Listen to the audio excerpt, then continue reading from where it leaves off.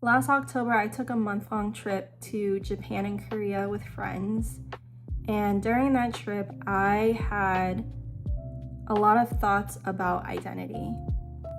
One of those thoughts is how malleable identity is and how it's not fixed and it's never finished. There have been so many times where people have tried to tell me about myself, and not in a rude way, just in a way that they've learned about me from some point in my life.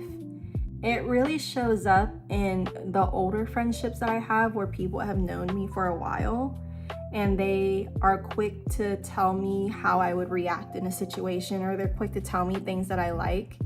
If it's something that I don't resonate with, I immediately shut that down. I am not willing to let anyone take ownership of my identity. Who you were at one point in your life doesn't have to be a life sentence for the rest of your life.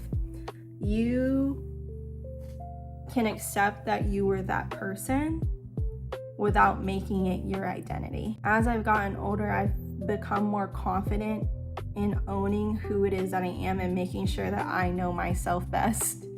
I've also made it a point to correct people who try to tell me who I am or how I am or what I would do in a situation or what my personality is like. At the end of the day, you're allowed to not be obsessed with things that you used to be obsessed with, or you're allowed to be obsessed with other things.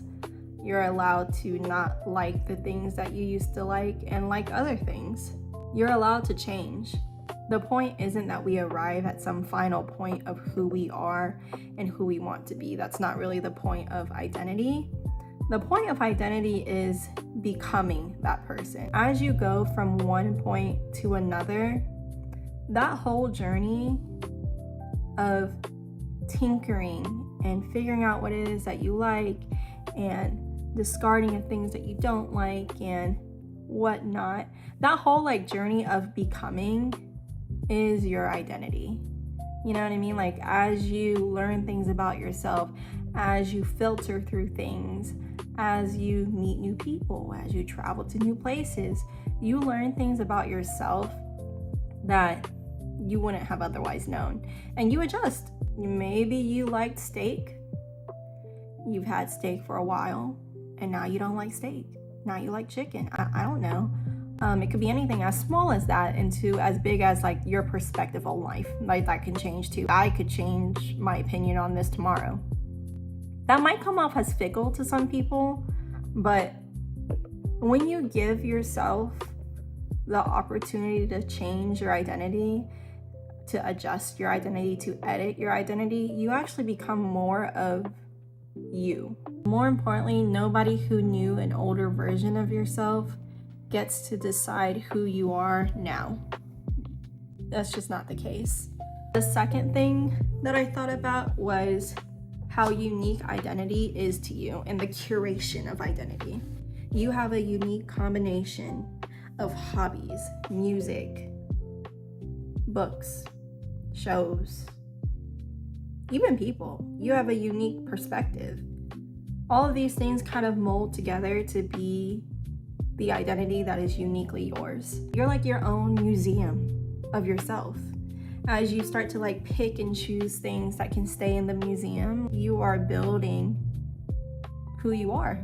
No one's museum or no one's identity is going to be the same. There might be some similarities or some commonalities between two different people, but it's never the same, and it's uniquely yours. You know what I mean? That nobody else is like you.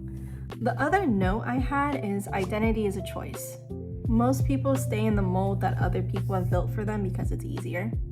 It's easier to stay in a museum that already has all the pictures and the artwork laid out for you in the frames that other people have picked out for you. It's easier. It's easier to walk into that museum or identity that's already been curated. Being able to actually choose your identity is brave, because you have to be able to step out of the mold that was built for you by friends, by family, by your environment, by coworkers, by teachers, partners, all of these different interactions that you've had throughout life.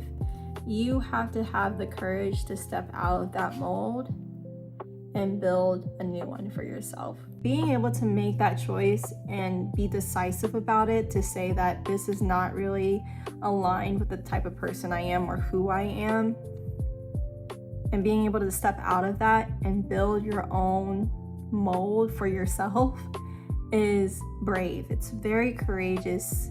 It takes a lot of guts and a lot of self-awareness to go and build your museum from the ground up, to go and build your identity from the ground up, to go and pick out the picture frames that you want, to go and make the artwork that you want, or pull the artwork that you want in your museum. If we use that as a metaphor for your identity, it's really scary. It's really scary to start from ground zero. So being able to do that, being able to kind of shed your skin and start anew, or being able to start to toss things out of your museum, like being able to see like, this is just no longer working for me and I'm going to remove it. Those are choices that you're making with your identity. Every day you're actively choosing who you are, whether you're conscious of it or not. So you might as well do it on purpose.